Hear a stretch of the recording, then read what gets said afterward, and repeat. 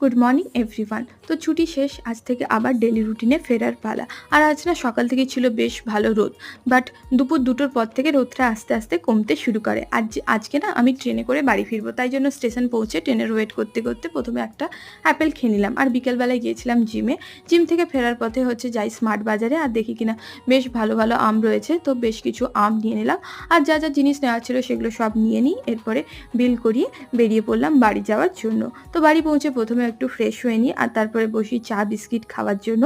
আর এই দেখো, এই পার্সেলটা না বোন অর্ডার করেছিল, তো চলো এটা আনবক্সিং করে দেখি বোন কি অর্ডার করেছে।